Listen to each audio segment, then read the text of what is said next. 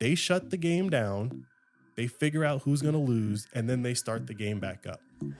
Another topic amongst Bitcoiners is guns. I thought you were going to say bear attacks. Well, I mean, technically bear attacks, right? I feel like bear attacks would have made, like, more people would have guessed. Hey, a bear attack happens every 4 years. It's easier to give up control than it is to fight to hold on to it. Fundamentally, Bitcoin is a software patch on humanity. You're listening to the Flirting with Bitcoin podcast. I'm Mandana. I'm Ian. That's Keon. And we're the Receffies. My husband loves Bitcoin, and once a week I let him talk my ear off about it. Yeah, I'm a real cheap date. Cheap maybe, but it's a lot of work. If I'm going to do something, may as well do it the best way possible. And Flirting with Bitcoin is audience funded without ads or sponsors. This ain't your grandma's podcast. This is podcasting 2.0. But we can't do this for free, babe. We have Bitcoin to buy and a new mouth to feed. See? Our son agrees with me. If and when people enjoy the show, they can support us by giving us a review on Apple, Spotify, or wherever they're listening. They can share episodes on their social media, and of course, they can send us some money. Obviously, I prefer Bitcoin, and the best way to send us some is through our two favorite apps, Strike and Fountain. Let's explain how that works at the end of the episode for anyone curious. Sure, babe. But I still like real money, and so if you want to support us... Babe, Bitcoin is real money. Sure, but if you want to support us with old school money, go to flirtingwithbitcoin.com and subscribe. We offer monthly and yearly subscriptions that come out to less than $1 an episode. To all our fountainheads out there, keep making and sharing clips of the show to cash in on our bounty program. Make that money, honey. Y'all ready? Hey, Keon, you ready, baby? Let's go. Hey, Ian. Hey, Mandana. Hola, Spain. Namaskara, Nepal. Guten Tag, Germany. Sawadee, Thailand. Hola, Brazil. Good day, UK. Good day, Canada. Hola, Argentina. Buongiorno, Italy. Namaste, Bharat. Kamusta, Philippines. Bonjour, France. Hello, Indonesia. Hola, Portugal. Hello, Netherlands. Konnichiwa, Japan. Witam, Poland. Zdravstvuyte, Bulgaria. Hola, Venezuela. Hola, Mexico. Good day, Australia. What's up, Nigeria? And howdy to Texas. What time is it, babe?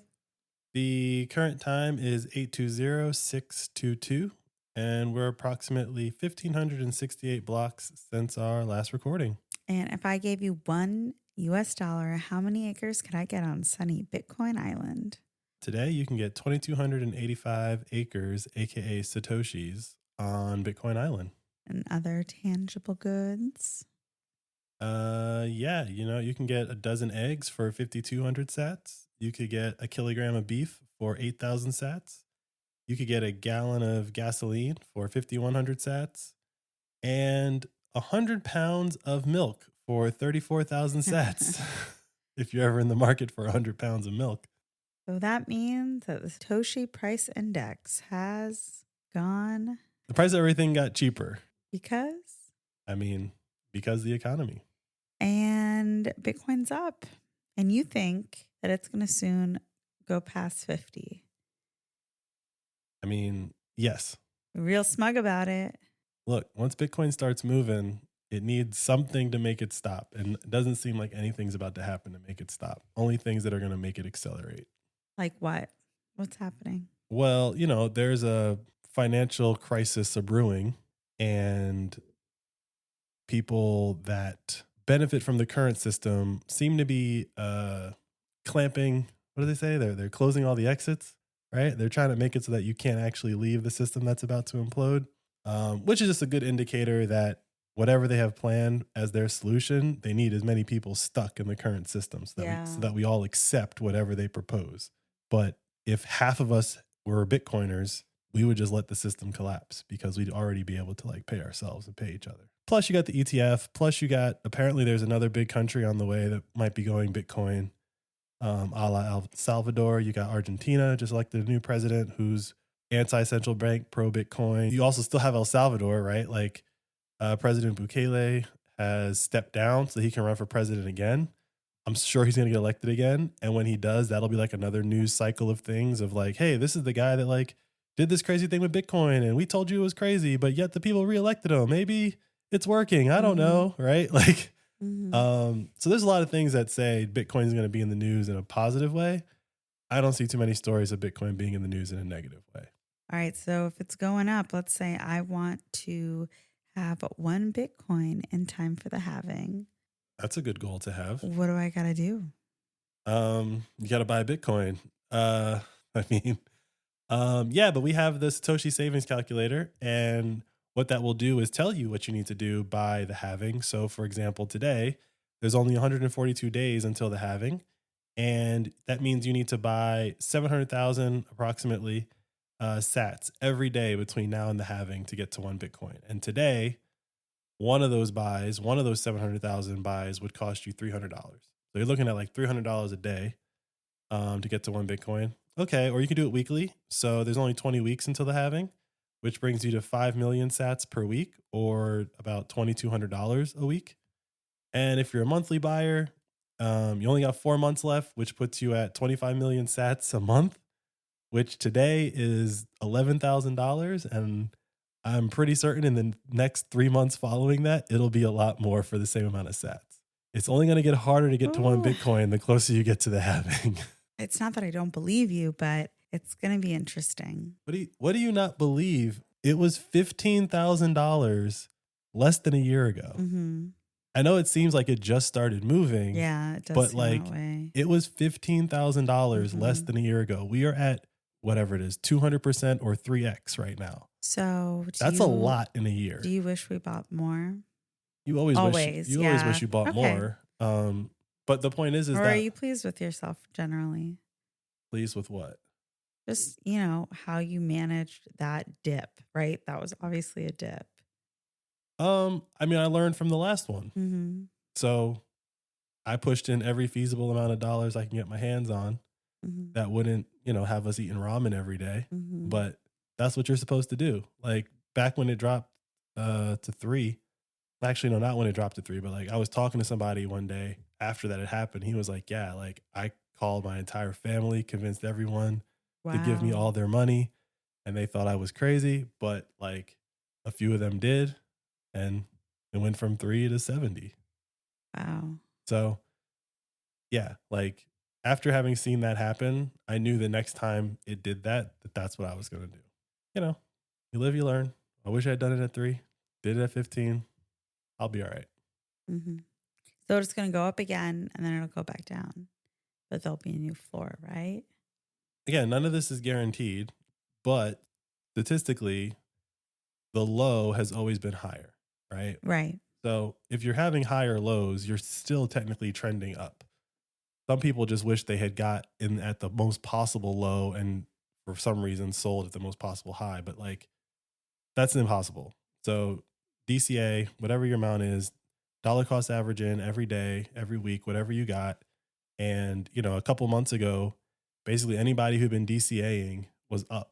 No matter what point in time you had started, you'd be up, right? Wow. So Bitcoin has those moments where like, yeah, you could be like a professional trader and have all these stocks and charts and graphs or whatever, right? Or you could just be lazy and just save money like a regular human being, and you'll still be up. Yeah. You'll still have profited, or whatever you want to call it, or protected yourself from the inflation is the better way of describing it. Yeah.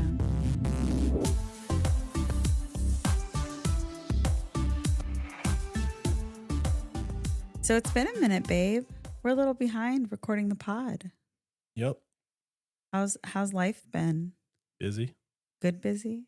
I mean, I'd rather be busy than not busy, I suppose. Yeah, our baby is very strong and mobile. And it's, made us have to redesign some things. It's also led to, I don't know if it's connected, but we also kind of expanded our whole podcast recording setup in the basement. Okay. What do you think? I mean, I set it up this way, so I like it. Do you like it? I like it. Okay, cool. The rearrangement of it all, like there's more energy flow. I guess, yeah, we're more across from each other now. Yeah. So it's good. Hopefully it fixes some of the sound echo problems also, which I don't see it in the board. So looks like we're good. Wonderful. Yeah, we're doing our best. We're learning. Definitely learning. But yeah, since we last recorded, I actually went to like 2 Bitcoin events. One was like a couple of dudes at a bar here in DC called Shelley's, which ironically is like this cigar bar, which, I left smelling like smoke to say the least. But it was fun. Like I don't normally talk to like other Bitcoiners. Like that's just not my thing. You're the closest thing to that. But so like talking to them, I kind of like reinforced or increased my conviction that like I actually do know a lot about what's going on in Bitcoin. So that was kind of cool. Like some of the guys like didn't know what Lightning was, or like I don't want to say didn't know what it was, but like didn't see anything in it. And then I was trying to explain to them one of our episodes where I was saying like Lightning is how you earn yield on your Bitcoin. And the guy was like, oh, I hadn't thought about it like that. And I was like, yeah, like you're technically providing a service, right? Like you're providing liquidity to the network and you're being compensated. But,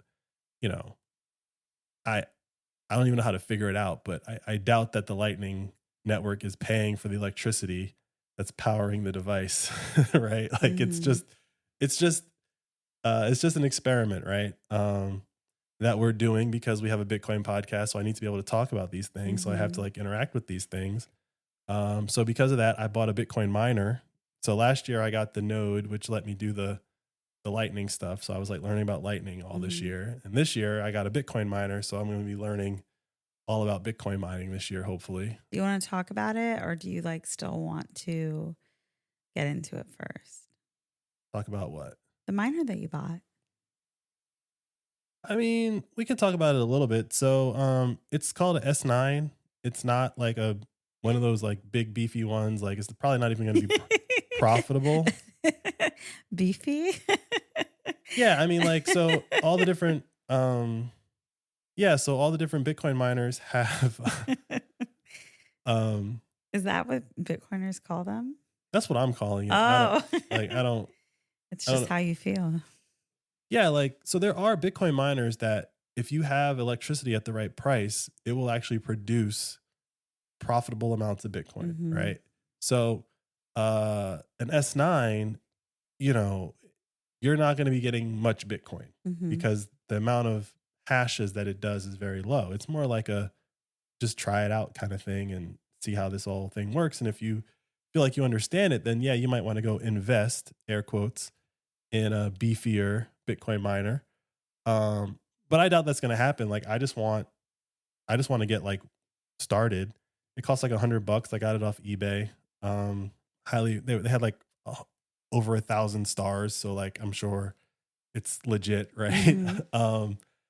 But yeah, the reason why I got it is because one of the stories that we're going to talk about, is there's a new mining pool that got launched recently called Ocean, and it's a decentralized mining pool. So first of its kind, and like reading about that and hearing that come out kind of made me be like, okay, I think I need to get into mining now. So what does that mean, decentralized? Can I guess? Sure. It means that, maybe you did explain this to me. It means that when the block is mined and the Bitcoin is distributed, it's distributed immediately to all of the miners, not just to one person who then distributes it to everyone. Yes, that is correct. Nice. Nice. So before this mining pool, good job, babe. Before this mining pool, basically right now it's 6.25 Bitcoin every block. So that 6.25 would get deposited somewhere, and then the controller of usually the mining pool would do the calculations and pay everybody out in some way. And what Ocean is doing is your payment comes directly from basically the Bitcoin network. So they never touch the Bitcoin. They never can be caught. Well, in theory, they never touch the Bitcoin, and they can't be caught with like, why haven't you paid us out yet? Right. So that seems to be a thing. I'm not in the mining world, so I don't know as much, but like I've heard that said that like sometimes mining pools don't pay out. And the reason why they don't pay out is because they can. And the reason why they can is because it gets deposited with them first.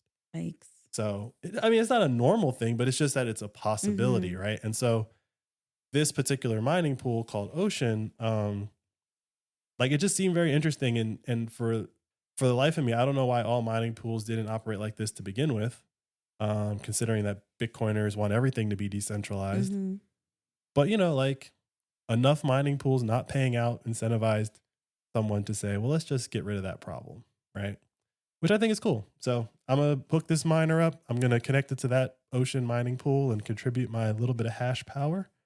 We might make like maybe $5 a year or something. I don't know what the S9 will produce. That's part of the experiment. What if we get one? You What if don't- our little thing. that's You'd still have to break it up? Yeah, that's not the... So mining pools were created because your Yeah, odds of winning are right. so low. Yeah. So Will they at least tell us if we're the ones who mined it? I think maybe that's knowable. I think that's right. I don't know. Again, I We'll don't know see, much about yeah. mining, right? I'll be learning about Bitcoin mining What an exciting life we lead. this year. That's like my new experiment. It's wild, babe. Yeah, and I don't think we did a Thanksgiving episode, so Thanksgiving is past also. What are you thankful for? Just Bitcoin and life. And I love that. First of all, I wasn't listed at all. I mean, you're here. And Like before you're me and your son, you're like Bitcoin. I mean, like you guys are default. I didn't think that was like okay. okay. You, Keon, my entire family, all the things that I was supposed to have said first, But then and then Bitcoin. Yeah. So you fill in what else you think I should have said first. You're thankful for Bitcoin, and what's your New Year's resolution? I don't have one yet. What's your birthday wish? I mean, I don't have resolutions. You have so much to celebrate in the coming weeks. Yeah, I don't have resolutions. I don't have birthday wishes. I just, I want to hack out this idea that I've been ruminating on and see how that works out. That'd be cool. Do you have any airing of grievances? I'm just going through every single holiday I can think of. Airing of grievances. Mm-hmm. Nothing productive. I do like the concept of Festivus and airing of grievances, but I got a lot of problems with you people. but I also think that like that's one of those things that only works on a sitcom because no one they don't do an episode 5 episodes later where someone's still mad about what you said. It's just one episode joke and everyone moves on because the writers of the show moved on. But I feel like when you air grievances in reality, people's feelings get hurt. Okay, let's right now, you and me, like each of us air a grievance just about humanity, maybe. I don't know. Or just like annoying things in life. It doesn't have to be targeted at me. In fact, I insist it not be. Deal. We do one each and then we start the show. Great. All right, you go first. No. I have to go first? It's your idea. All right. Something that really grinds my gears. The whole sham of like why they're trying to make people who can work remotely go back into the office. That's a good one. The whole phenomenon. Yeah, I mean, I could see it from their point of view. I don't necessarily agree with it, but I could see why people would want their employees to come into a office. But no, I agree with you. It's ridiculous. So, but those people probably won't be in business much longer. Yeah. Right? Like, why would I pick a job where that's a requirement? Exactly. If I'm a top performer. Yeah. So they'll Which figure it out. your girl is. Yeah. What's your grievance? I think my grievance is with, I'll just say like my grievance is with the like the blatant blind hypocrisy of like, I'll just say like Hollywood or celebrity culture or whatever you want to call it. They they created a world where, okay, we got rid of kings and queens, but if you become like a celebrity, air quotes, you get to behave like one, right? Like they're just not expected to be normal people anymore. Like they're allowed to just be ridiculous, over the top, bunch of Willy Wonkas running around type of people, right? But then at the same time, people like turn to these people for like their opinion on things as though they live in reality. Yeah. And I'm saying Hollywood and celebrities, but I think that goes to like pretty much like anyone who's on television regularly, right? And I'm including like politicians in this, right? Like people that are on TV. Who have power and fame. Sure, like people that are like Power and or fame. on television, either giving you information or entertaining you, seem to feel like they're and act like they're above everybody, but then people still care about their opinions. I'm like, they think they're above us. How can their opinions on anything align with what we actually agree with? And I just saw some things today, like on the social medias, whichever one it was, where people were like debating what some particular celebrity had said about something, like they didn't agree with it. I'm like, that's not a normal person anymore. That's like being like going to the zoo and asking, one of the animals at the zoo, like, hey, what do you think about climate change? And the thing just goes, and you're like, I disagree. Like, it doesn't care. It lives in a zoo. That's quite a metaphor. They do, right? They live in a zoo. They have caretakers. Yeah. Like they have no responsibility except for being famous. And for some reason, we think that they have like their finger on the pulse of like what's going on in the world. And it just, what celebrity are you thinking about when you're saying that? All of them. Yeah, but list the one that comes to mind. Who are you picturing as you're talking? I didn't have one like in particular. I was just saying in general. This is an extension of a joke that Dave Chappelle told a long time ago, where when 9/11 happened, they were like interviewing Ja Rule about 9/11. And like back in the day when Dave made the joke about it, it was funny. It was like, oh my God, someone get Ja Rule on the phone. I need to know how to feel about this. But it was a joke then. And now it's like that's just how we live. Oh, and if they don't say something, we get in trouble. Exactly, right? Yeah. So it's a little too much lately. And there's a lot going on where I don't think people that aren't in touch with reality should be allowed to talk. And I think there's a certain group of people who have just had it. And you're not going to be able to give them information anymore because they just won't listen to anything you say. And that's a dangerous place to be because, even if you're lying to the public 9 times out of 10, if it's that 10th time is the honest to God truth and no one believes you, that's going to be a really bad day. And, I think the truth has just lost all value in society. And that really grinds my gears. You feel better? Did Festivus work? No, but, I'll go along with a bit. As long as you still have Bitcoin.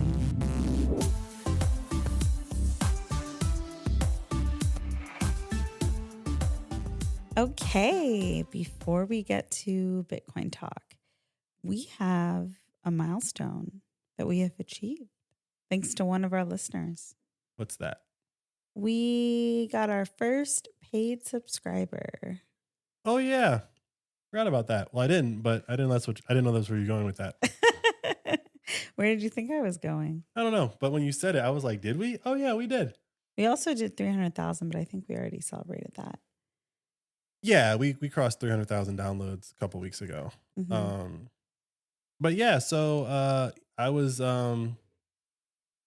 sitting on the couch and I got a notification and it just looked like I had paid money.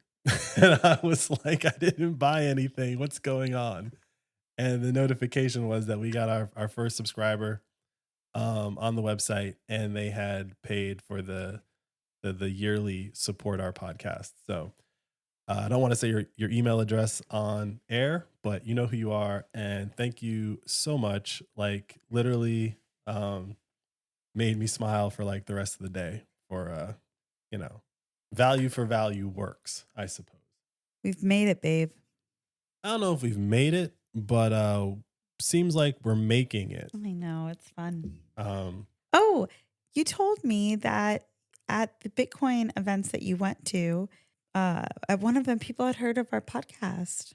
yeah, the one I went to on Wednesday, when I mentioned the name of the pod, a couple of people, well, I'd say 5 out of the 6 people that I mentioned the pod to were like, "Oh yeah, I've heard of that," like, or seen it or whatever. Like they didn't, they didn't say like, "What's that?" That wasn't their first reaction. Are you gonna let all of this fame go to your head? No, Are not at all. you like, just, treat me like a regular person, not like I'm a celebrity? Yes, please treat me like a normal human being who understands what's going on. It was cool. Like at these Bitcoin events, there's a coffee shop in DC, one that like we used to go to all the time because it was right next to our apartment. They're Bitcoiners and they have like Bitcoin coffee, and they just like give out these amazing tins of coffee beans at all these events. So that's really cool. And they're from El Salvador. Yes, the beans are. Yeah, so I'm trying to make it to those. They happen once a month.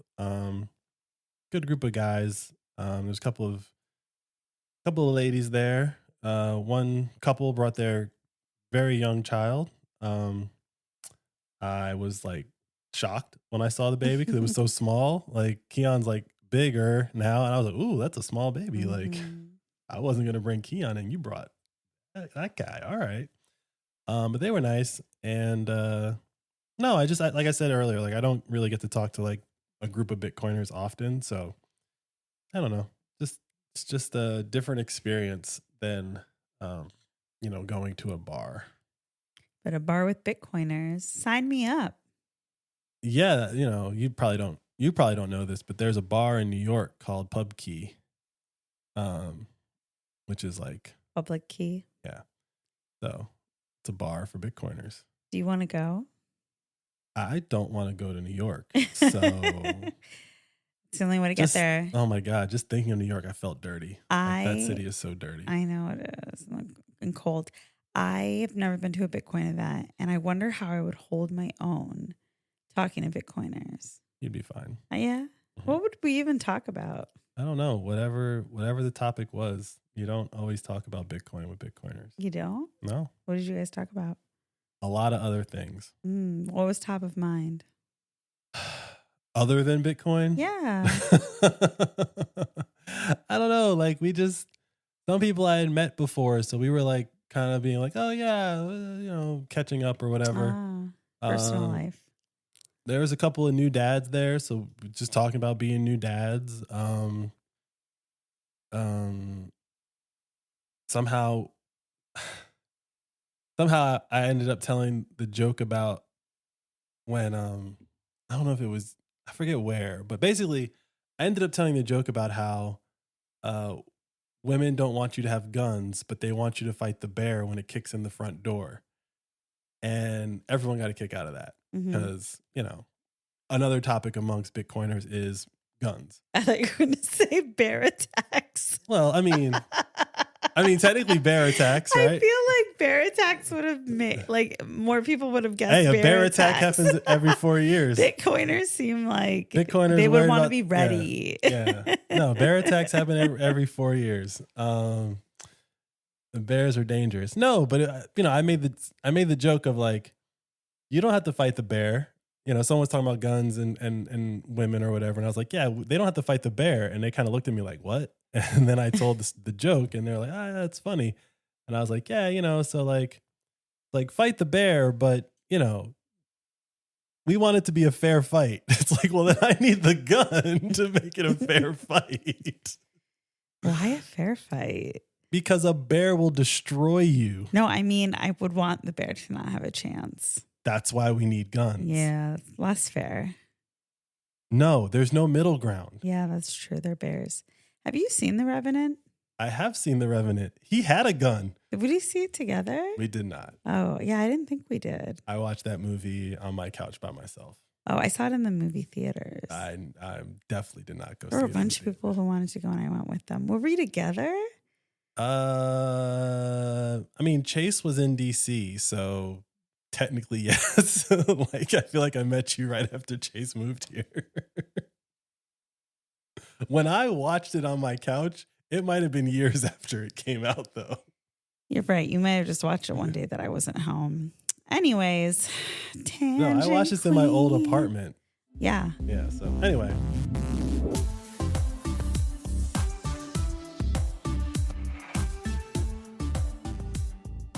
Okay. Let's talk about something that I saw in Nostra. Noster. Let's do that again. No, let's not do it again. Like, you said it wrong. You said it wrong, and I corrected you. Cut that shit out. Noster. That Jack. There's two of them. Make sure you get it right. Make sure you get it right. You haven't gotten it right in a while. Jack Dorsey. Okay. Of Twitter. Good job. And now Cash App. He posted or tweeted something about the ETF being a way to like lock up everything. Okay. Let's talk about that. All right. Tell me what he said. He said that the ETF is going to be a way to get everyone to buy Bitcoin and have them store it.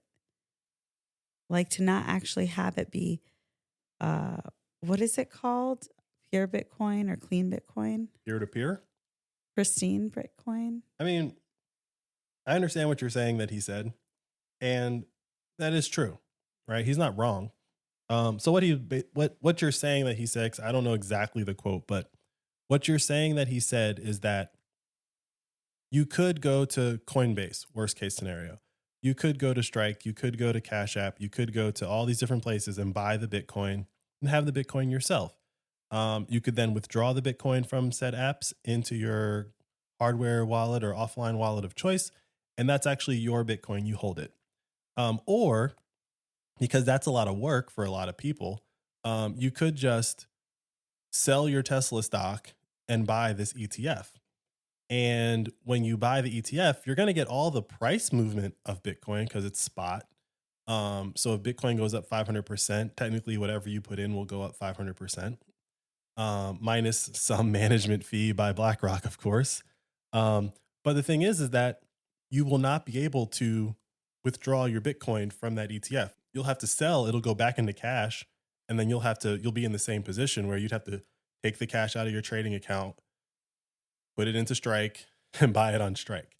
So yeah, there is the theory of thought that the ETF is a Bitcoin black hole. It'll go in and it'll never come out. Yeah. I think that's true let's get real conservative here and say in our lifetime. That is a very strong possibility that all the money that's been printed is finally treated for what it's worth, which is nothing. And everyone takes every last dollar they can and tries to convert it to something that's actually worth something. And the most liquid thing that you can do that with right now, liquid meaning you can buy it and sell it whenever you want to or need to, is Bitcoin. So right now, like I said a couple weeks ago, someone did some research or whatever, and there's like 7 or 8 companies that are holding up like the entire stock market. Conservatively, in our lifetime, that's probably true. As everyone tries to flee this entire financial system that we live in, I think this is a point that's very understated and underrated about what's really going on right now. So we've seen a couple countries collapse, right? Sri Lanka, we saw what happened there. Literally the government just like gets on planes and leaves. Like, what? Like, how do you just leave? Like, I just don't get that, right? Anyway, and then the currency literally just goes to worth 0, right? Because the currency was only valuable because a group of people were in power and were guaranteeing that they were going to pay their debts. When those people quit, they like declared the most ultimate bankruptcy ever, which is we're out. We can't pay any of our country's bills, and we're not going to be held responsible because we've probably siphoned off all the money that we were going to siphon off, right? Okay. But what happened in Sri Lanka is not isolated to Sri Lanka. What happened in Sri Lanka is the entire world. There are just some people that are at the end of the line of what happened in Sri Lanka and some people that are closer to the front. But fundamentally, any country with a central bank and any country that has the ability to print money up to and including the United States eventually is going to turn into Sri Lanka if they don't change. So we sit here in the United States and we say, oh, we can't believe that happened over there. Or like, it's crazy that people in Lebanon are like robbing banks to get their own money out, yada, yada, yada, yada, yada. When in actuality, we almost had that happen in 2008, number one. That's pretty much what we were on the precipice of if you actually believe and or understand what was going on. And so because of this, it's not just, oh, people in Sri Lanka need to get out of the fiat system and into Bitcoin, or people in Argentina need to get out of the fiat system and into Bitcoin. It's no, the entire world needs to get out of fiat and into Bitcoin. I think that it won't take all the countries to collapse to make that point clear, but I don't think we've seen enough pain yet where people see the value of Bitcoin as the payment network. People only see it as the store of value. And so that's why I think that Bitcoin ETFs being a black hole is true. But at some point, somebody will pay enough money to get some money out of those ETFs, right? And when they go to withdraw out of the ETFs, it's because they plan on doing something with that Bitcoin. They plan on actually spending it back into the world economy to, let's just say El Salvador, right? Let's say Bitcoin goes to $100 million. Okay, I think El Salvador will start spending some of that Bitcoin on projects and or as like it will get used. It's just that in the very beginning, everyone's going to hoard it. That's it. There'll be a small fraction of it that's actually transacting on a daily basis. But yeah, I hear what you. It's not a permanent black hole, but it is a black hole. I hear what you're saying. Yeah. And I think everyone has a different price point, right? Mm-hmm. So swan.com has a section on their website where it's a collection of essays. And one of the essays is called Bitcoin Astronomy. And what the essay is about is basically how does Bitcoin, the technology, expand out into the solar system and then out into the galaxy and then out into the universe. And one of the points that he brings up is that Bitcoin, the technology, enables planet-wide financial planning, right? Meaning there's now an asset that I can buy and hold, and I can expect it to exist forever, right? And if I do the right things to protect it and pass it on, I expect it to exist in my control forever. So it enables you to do pretty long-term planning. We're not really there yet, right? Like we're still in a fiat world and a small percentage of us are trying to exit that world. But I do think that people will realize sooner rather than later what Jack Dorsey is describing as the ETFs being a black hole. And I think that while, if you or I put money into it, we probably couldn't redeem for the actual Bitcoin, but that doesn't mean that you can't sell, take your cash out and go buy Bitcoin, right? Yeah, but they're taking a lot of the Bitcoin off the market. That doesn't matter. Like fundamentally, that doesn't matter, because if you put in $100 in Bitcoin today and insert time in the future, that $100 is worth $1,000. You can always take that $1,000 and go buy the same amount of Bitcoin. It will be for sale. It's just that part of the reason why the price of Bitcoin will be so high is that there are so few sellers, right? But there will always be Bitcoin for sale. you just won't be getting thousands of sats for $1, Mm-hmm. right? You might be getting 2 sats for $1. Like that future might be close by. But the point is that you will always be able to buy Bitcoin. It's just that there will be so little for sale that the price will be so high. And that's when I think that people who have the ability to redeem the Bitcoin out of the spot ETF, and once holding Bitcoin becomes a lot easier, more and more people who can, which there's a unique group of people who will be able to redeem the Bitcoin out of the ETF, will redeem because there'll be so many benefits to holding the Bitcoin. Mm-hmm. Right now, there's no benefits to it. So everyone's fine with letting BlackRock hold the Bitcoin, which technically BlackRock doesn't hold the Bitcoin. Coinbase holds the Bitcoin. So that's the other thing. I saw that all of these different wealth management funds are going to be using Coinbase. So Coinbase is just buying a bunch of Bitcoin. No, Coinbase is holding the Bitcoin. Mm-hmm. So like we don't know how this is all going to play out. All we see right now is a bunch of paperwork, and we can guesstimate what we think that paperwork says the future is going to look like. But I think that what we see today is a very short-term thing. There might be a couple of crazy things that happen, but I think it'll all be short-term. And what will eventually happen is that,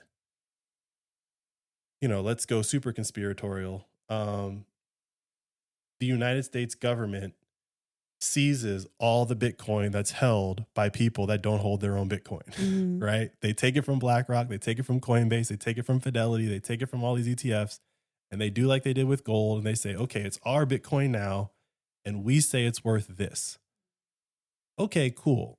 And just like with gold, there were a bunch of people who didn't turn their gold in. There was a bunch of people who are not going to turn their Bitcoin in. The only difference is that the people who have their Bitcoin will still be able to transact in it. The people who still held their gold, there's nowhere you can like buy bread for gold, right? So like having the gold is like less important. But overall, I think that the incentives of Bitcoin do not align with it staying inside of ETFs forever. What if the United States backed the US dollar and Bitcoin? There's no point to do that. That would be like the ultimate proof that they still don't understand what this technology is. No, but like, what if that's their play? Yeah, it's going to like, if the United States says that the US dollar is worth a certain amount of Bitcoin, right? Already today, $1 is worth 2,000 sats, right? Okay. If they were to back it with gold, their entire money printing scheme collapses. They have no incentive to ever back the United States dollar with gold or with Bitcoin. But let's say they did, right? Let's say like they're willing to trade in the money printer ability, and they're just going to pick a conversion rate for dollars to Bitcoin. Well, the problem with that is the market decides the conversion rate, not you. So if the market says, no, $1 is actually worth 10 Satoshis, it doesn't matter if the United States government says $1 is worth 1,000 Satoshis, right? Like you're just going to overpay when you're dealing with the United States government. Why would you do that? You'd go to every other market in the world and trade Bitcoin for dollars there, right? So no, I don't. Again, like backed by gold was the original crypto, right? Like gold existed. People transacted with it. People bought land with it. People did lots of stuff with gold before the United States dollar. Before the United States, to come co-opt the capabilities of gold with paper and like regulations and FinCEN and like I need to know everything about you if you transact over $600. Like that's where we've gotten to, right? Yeah. Like that's the scam, because they used to not be able to know anything about you. And now they feel like they have the right to know everything about you because they control the money. So the people who held on to gold didn't have a place to go like exist. Maybe they had to leave this country to go still transacting gold. But if you look at the world as it is today, that like it's all done with paper money and or digital fake ones and zeros and in spreadsheets and computers. There's nothing real about any of our money. And that's why the entire fiat system is going to blow up the way that Sri Lanka blew up. There's no way out. There's no way out. Maybe the United States will be the last one standing. We'll still be printing trillions. I don't even know what comes after a trillion. But before we die, we're going to find out what that number is. Gajillion. I think it's quadrillion. It might be, yeah. But you know what I'm saying? Like there was a time when people were like, $1 billion is a crazy number. I know. We'll never have $1 billion deficit. That was said, right? Like we have so many billionaires now. But that's my point, is that like the numbers that we use today used to mean something. Mm-hmm. And now these numbers, like a trillion is the new million. Mm-hmm. And like I said, I don't know what comes after trillion, but we're going to find out in the next, at our going rate, we'll have to start using that term in about 10 years, probably sooner than that. If we run $4 trillion deficits for the next 10 years, that'll be 40 trillion on top of the 30 trillion that we have, which puts that at 70 trillion. So then we'll have to start talking about, 100 trillion. Like, it's just going to be crazy. It's going to be crazy. We need to have crazy people in charge so they can go out there with their crazy faces and say crazy things, and everyone just kind of nod and go, okay, yeah, I see why we should spend another $10 trillion in debt to keep this whole machine going. Crazy. It's crazy. But that's why we have Bitcoin. Bitcoin solves all of our problems. In this scenario, it doesn't solve anything. It just protects us from going to sleep and waking up. And they decided that tonight was the night it all ends. I know. So it usually happens on a Friday. Mm-hmm. You go to sleep Friday, you wake up Saturday, and they tell you everything's changed. Mm-hmm. And then you got a whole day and a half or 2 days to stew and find out what really happens to you on Monday. Like, that's the crazy part, is they're going to close the banks and tell you what's about to happen. You really think that's happening here? Yes. When? I mean, it technically happened this year. It technically happened when Silicon Valley Bank crashed. The federal government stepped in, they closed the bank, and nobody knew what was going to happen. Mm-hmm. And then we let them tell us what they were going to do, which was change the rules to accommodate this no one could have seen this coming scenario. Okay. But no, like, they shut the game down, they figure out who's going to lose, and then they start the game back up. That's what they do. That's what they've been doing. That's not like a conspiracy. There's 100 years of documented evidence of that. Bitcoin, at least, they can't shut the game down. Market for Bitcoin is open 24/7, everywhere in the world, any time of day. If you got cash that you need to get into Bitcoin, you can do it. But if your money is sitting in Wells Fargo, or if your money was sitting in Silicon Valley Bank and you went to sleep and woke up to the news that your money was not available to you, you had nothing you could do. Yeah. Like, you just sat there and just watched the TV like everyone else. Like, I hope they change the rules so I don't lose my money. You know, do you have the stats off the top of your head of how many new people bought Bitcoin this year? Is there some type of figure out there that says like a lot of people adopted this year or didn't? I mean, the best metric that you could have is new wallet addresses and wallet addresses that have like less than one Bitcoin. Mm-hmm. So both of those are up. Mm-hmm. I don't know since when, but like it's up. But it doesn't like those stats are just like indicators. It doesn't necessarily mean that all of those new wallets were new people. Yeah. Yeah, for sure. It's just, I get curious. Why are you curious about that in particular? A lot of things have happened this past year, especially inflation. I'm just wondering if more people are actually getting wise to it, or if it's going to be after the halving, like when it does shoot up as you claim it will. Most people are going to wise up to Bitcoin once they can't afford it. Or definitely can't afford one Bitcoin. Mm-hmm. That's when they'll figure it out. Do you think that's 2024? That is in the next 12 months. No way. Like, I mean, to be clear, like we don't have enough money to buy one Bitcoin right now. Right? So like, I don't have $45,000 to go buy one Bitcoin. Yeah. How many people in this country do you think fall into that boat? True. It's a lot of people. Like the middle class of the West is in the process of being priced out. Mm-hmm. And as I've said on the pod many times, how many people do you know that own a yacht? That's going to be the number of people you know that own one Bitcoin. That's simple. And it'll never change because it's only going to get harder to get one Bitcoin. So, like, if I'm thankful for anything, it's that I figured out what Bitcoin is before we got priced out. Mm-hmm. And I started a podcast and I've tried to convince all my friends of this thing called Bitcoin. And I know that a significant number of them are not going to get it. They're just not, except for when it's $1 million. Because that'll be something to talk about, right?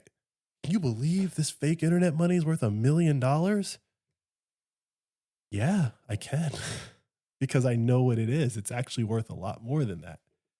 One Bitcoin is 1/21 millionth of the entire world economy. That's what it is. That's all it'll ever be. And it's just taking time for the entire world economy to price itself into Bitcoin. Mm-hmm. But Bitcoin is the world economy. Like, that is how you should think of it.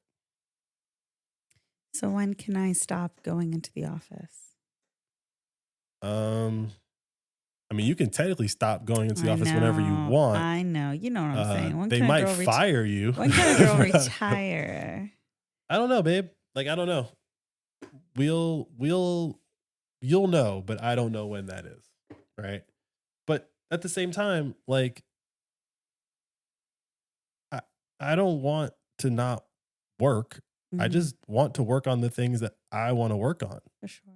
Like if I have to wake up and devote 8 hours of my life to something that I don't own, that kind of sucks. Like fundamentally. But that's just the deal that we all kind of make, you know, like, mainly because we live in an inflationary society where things become harder and harder to afford. And so you have to have a job just to stay alive, really. But you have fewer and fewer ways to save up to like break out of that. And it sounds really messed up, but the more I'm in Bitcoin, the more I think that buying Bitcoin is like buying your freedom. Because once you have a certain amount, you can escape some of the things that keep everyone else trapped, like inflation and wealth confiscation and generational wealth. Because yeah, that's where my brain is going. Just generational wealth and just being able to confidently establish it during such a chaotic time. It is freeing. Well, I'm saying it from the perspective of without Bitcoin, you can work as hard as you want. You can build up as much wealth as you want. And when you go to pass it on, they're going to take some of it. Yeah, that too. With Bitcoin, you get to choose if they take it from you, right? Like if you convert some of your Bitcoin into a house and then you pass on the house, then yeah, they're going to call that an inheritance and you're going to have to pay taxes on it. But if it stays as Bitcoin, if it just stays as 12 words in your head and you tell someone else those 12 words, come at me, bro. Yeah.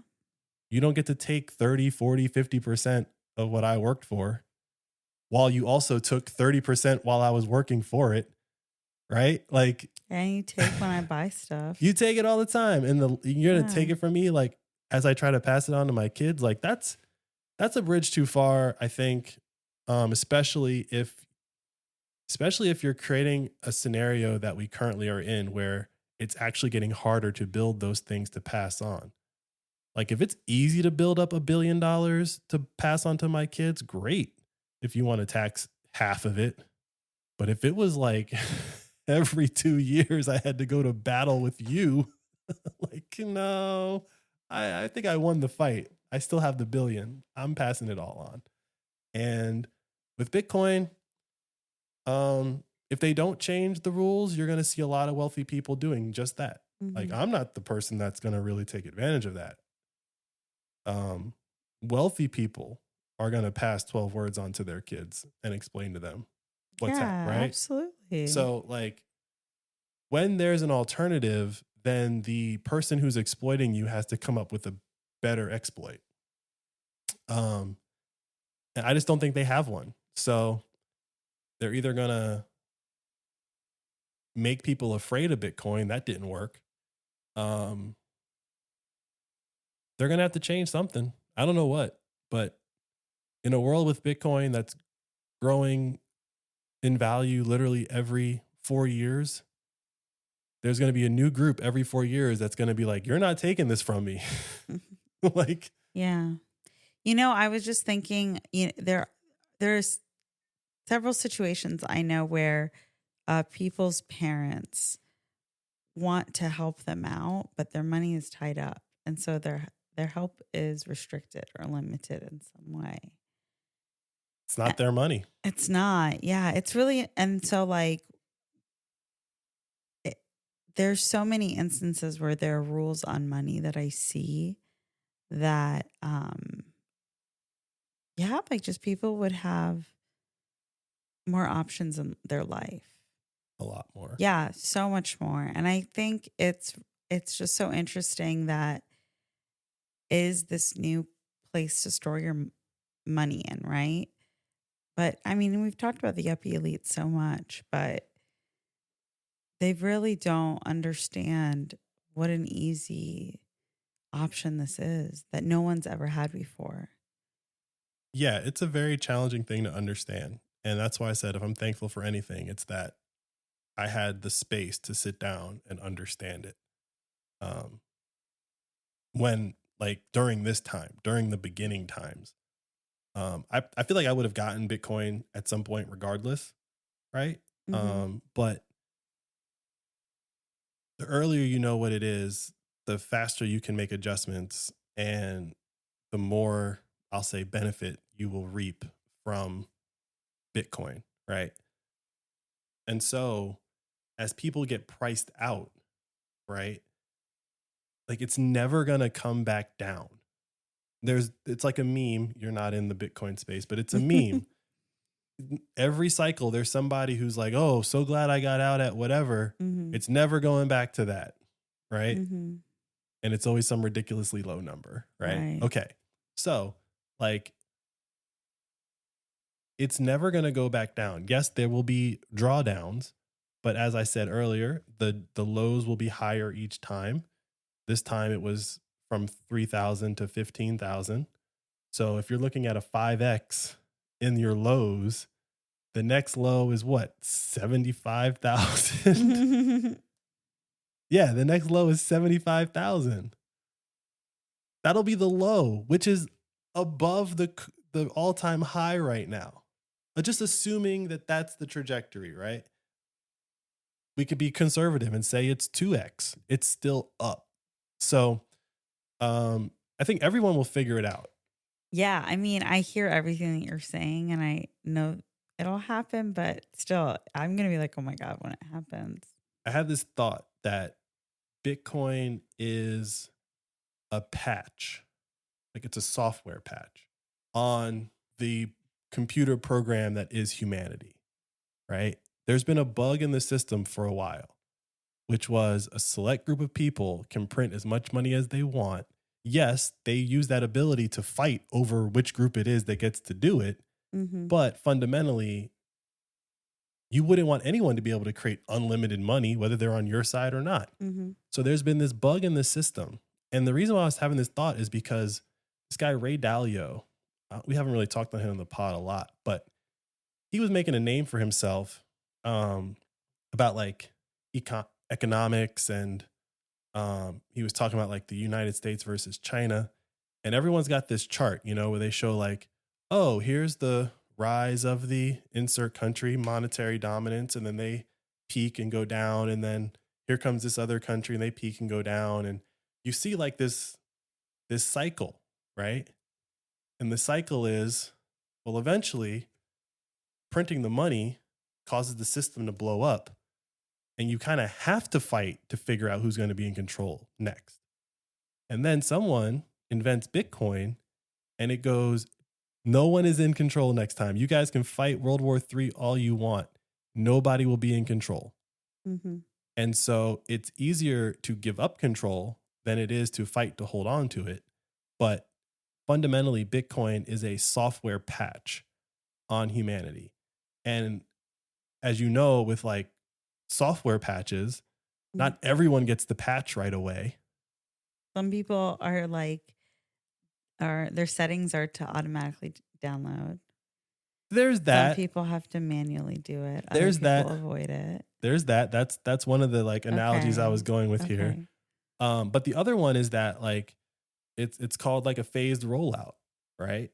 So let's say you and I have the exact same phone and the update is pushed out. Mm-hmm. Back at at the server, they say only send this out to like 5% of the phones. Mm-hmm. And if nothing breaks, then send it out to like another 5%, right? Okay. I think that the algorithm decided Ian gets the early version. Oh, yeah. Right? Like when people talk about stuff like, oh, the algorithm this and the algorithm that. And I think the algorithm has figured out what I'm interested in and has sent me down some very interesting rabbit holes. But I think the algorithm figured out like, I'm going to give this software update to Ian. Mm-hmm. Because if I give it to Ian, he can distribute it faster. Mm-hmm. And when you look at it like that. Oh, that's deep, babe. Right. Like when you look at it like your that. Purpose? Do you feel like this is your life's purpose? I don't know about life's purpose, but I do think that the algorithm. Or a calling.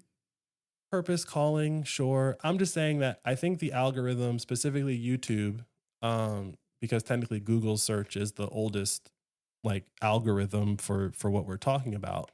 I do think the algorithm knows that I'm open to new information. I do think the algorithm knows that I'm interested in finance and technology and the combination of those two. And I do think that the algorithm knows that I'm into history. So I was able to understand the history of money at a faster pace than other people. Like you can explain it to them and they'll go, oh yeah, I knew about when England and Spain fought a war. And, if you got to explain like 500 years of history to explain like why one monetary thing happened, it's very hard to teach that person about money. But for me, I feel like everything I learned in the past like 2 years was just like hard booted into my head. It's like, you knew all of this, but just hold on to this really tight for a second because I'm going to tell you about this thing called Bitcoin. Mm-hmm. And then when I tell you about Bitcoin, you'll see how all those things probably wouldn't have happened if they had Bitcoin, right? And you're like, yeah. It's okay, cool. Go tell everybody that, right? And it's very interesting. And I really do think that like there are the halvings and the order in which people figure it out and literally how it's going to play out is just resorting society. And some of the effects of that is that people that were at the bottom are going to end up at the top. Now, I don't know how many there are, but I know at least 4, not personally, but just I'm guessing I know at least 4 people who would have been considered, poor. They found out about Bitcoin. They got into Bitcoin mining and they have thousands of Bitcoin. Now, we need the whole game to play out for the resorting to like fully happen. But that person who has 1,000 Bitcoin today and understands what Bitcoin is, they've mentally already resorted themselves. So they're going to act and behave differently because they now have something that's going to be worth something in the future. And they have to start making plans for how they're going to treat it. And I would argue that if you're a person who has 1,000 Bitcoin and doesn't spend 999 of them today, you have a very different set of values than someone who wins the lottery today and is broke 2 years later. Right? This isn't the same thing. It's giving money to people who have a different set of ideals, a different set of values, a different set of beliefs and ways that they think the world should work. And, I won't say the official line on the pod, but Dave Chappelle has a joke where he's like, they never should have gave y'all money. And that's what Bitcoiners are. That's what's going on right now. And I think that's why the black hole idea is so, I'm not going to say scary, but it's a double-edged sword, because the more Bitcoin that goes into that black hole, the more the Bitcoin that's not in the black hole is worth.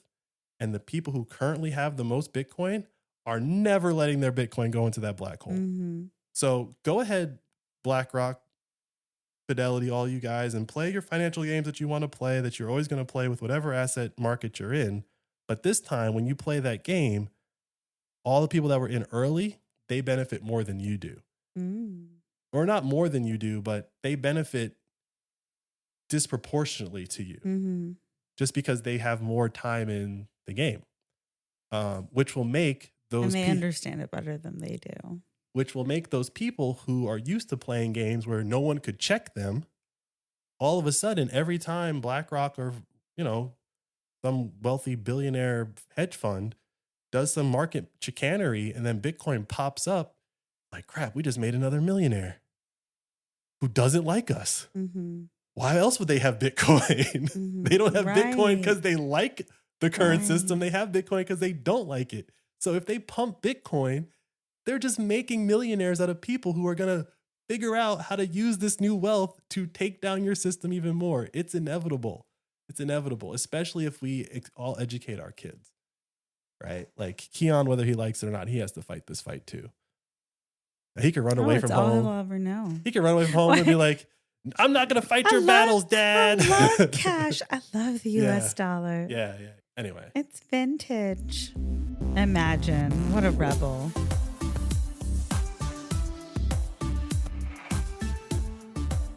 We should close out the episode with the funny thing that happened today. What's that? We thought we were having people over. Yeah, so I thought my friends were coming over here today. And so I did grocery shopping. I picked out a recipe. We cleaned the whole house. We had Keon on good nap times. I cooked like a 3-part dinner. I made a dessert tray. And then I was like, oh, we're ready when you guys are. And my friend was like, oh, I thought it was next Sunday. And just like that, I looked at Ian and I said, oh, we just threw a dinner party for ourselves, babe. And we had a fancy dinner party with Keon. Yeah, his first fancy dinner party. It was very funny. Should have had him in a collared shirt, but, next time. So, I'm standing there and I've, literally done everything for this party. I would say Ian maybe did, a little bit. And so I was like, oh, my God, I did all of this stuff. And Ian goes, I shaved. I did. As if he also put an equal amount of effort. I wasn't saying as an equal amount of effort. I was just stating what I did. You're like, I made effort as well. Yep. It was so funny. It was so funny. But, treating yourself like a guest in your home for a dinner party is nice. Yeah. I feel like I should be a guest in my house more often. I know. Yeah. I really did make you a guest. You're invited over anytime, babe. Mm-hmm. Open door policy. I mean, I know the combination. You're just going to break in? Are you going to knock? Not if I know the code. You're so bad at flirting, babe. I mean, the beep in the beeps on the door is the knock. The longer that we're married, the less smooth you are. I didn't know this was a flirting segment. The whole show is us flirting. Okay, what am I flirting about? Knocking on the door? I don't know, having you over. I said open door policy. You're like, I live here. You're like, I'll break in. I didn't say I'll break But in. I I said also I have live the I have the key. Like I know how to get in. It's okay, babe. I know it is. You're lucky you're cute. I try. Hey, babe, I think we just celebrated Festivus. Okay. We don't have a poll though. That's for later. Good night, everyone.